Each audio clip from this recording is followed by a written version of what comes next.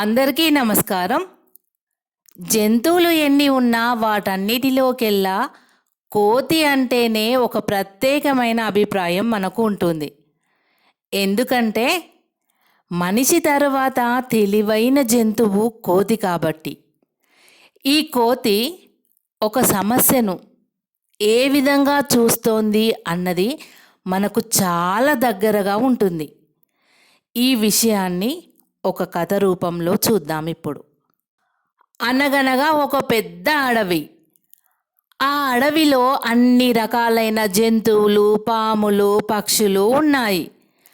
అయితే ఒక పాము చాలా హుషారుగా పాకుతూ దొర్లుతూ అటువైపుగా వస్తూ కోతి కూర్చున్నటువంటి చెట్టుపైకి ఎగబాకుతోంది. పాము యొక్క హుషారుతనాన్ని చూసిన ఆ కోతి దాన్ని చటుక్కున పట్టుకుంది. కోతి తన చేష్టలతో ఆ పాముతో కాసేపు ఆటలాడింది. ఆ పాముకు ఏమి చేయాలో అర్థం కాలేదు.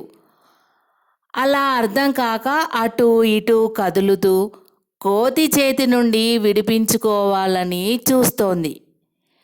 ఎంతైనా పాము విషపురుగు కదా, అది తన విషాన్ని చిమ్మాలనే చూస్తుంది. అందుకే అప్పుడప్పుడు మధ్యలో కోతిని కాటు వేయబోతోంది కూడా. సరిగ్గా అదే సమయంలో కోతి భయంతో ఆ పాము పడగను గట్టిగా పట్టుకుంది. అంతేకాదు, ఇంకా గట్టిగా అరవసాగింది కోతి. ఆ అరుపులకు పాము కోతిని కూడా గట్టిగా చుట్టుకుంది.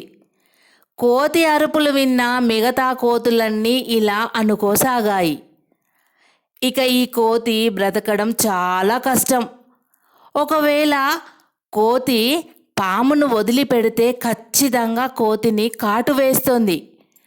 అంతేకాదు, మనం కోతి దగ్గరికి వెళ్తే మనం కూడా పాము కాటుకు బలి కావాల్సిందే. మనం దూరంగా ఉండడం ఎంతైనా మంచిది అని కాసేపు దూరంగా ఉండి చూసి దూరంగా వెళ్ళిపోయాయి.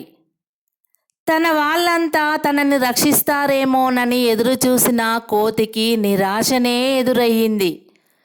కోతి అలాగే భయంతో కూర్చుంది. అటువైపుగా వెళ్తున్న ఏ జంతువు కూడా కోతి పరిస్థితిని అర్థం చేసుకున్నా కూడా దూరంగానే ఉండసాగాయి. ఇలా కొంత సమయం గడిచాక కోతికి ఒక అనుమానం వచ్చింది. నేను పామును చేతిలో పట్టుకొని చాలా సమయం అవుతోంది కదా, పాము ఎలాంటి పరిస్థితిలో ఉంది అసలు అనే ఆలోచన వచ్చింది కోతికి. నిదానంగా చేతిలోని పామును వదిలిపెట్టి ఒక్క గెంతుతో చెట్టు ఎక్కేసింది. చెట్టు ఎక్కిన తర్వాత కోతి కింద ఉన్న పాముని చూస్తే అది ప్రాణం లేనిదిగా కనబడసాగింది. ఏ విధమైనటువంటి కదలికలు పాములో లేవు.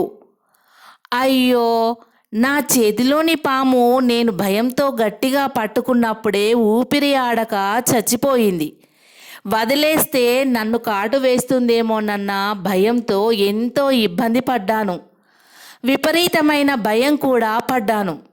కానీ చెట్టుపైకి చేరిన కోతి పాము పరిస్థితిని తెలుసుకొని భయాన్ని వదిలిపెట్టి హాయిగా ఊపిరి పీల్చుకుంది.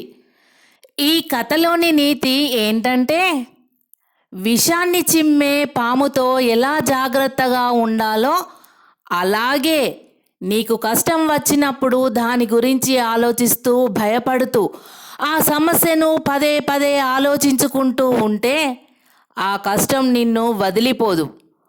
ఆ కష్టాన్ని దూరంగా విసిరికొట్టే పరిష్కారం వెతకాలి. అలాగే నువ్వు ఇబ్బందుల్లో ఉంటే నీ బంధువులు ఎవరు నిన్ను రక్షించడానికి, నీ కష్టం తీర్చడానికి ముందుకు రారు.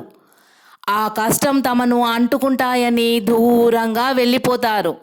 నువ్వు కష్టం వచ్చినప్పుడు ఎవరి సహాయం కోసం ఎదురు చూడకూడదు. ఇంకా ఆ కష్టాన్ని భూతద్దంలో నుండి అసలే చూడకూడదు. ఎంతటి కష్టాన్ని అయినా మంచి పరిష్కారంతో తరిమి కొట్టాలి. అప్పుడే నువ్వు ప్రశాంతంగా ఉండగలవు.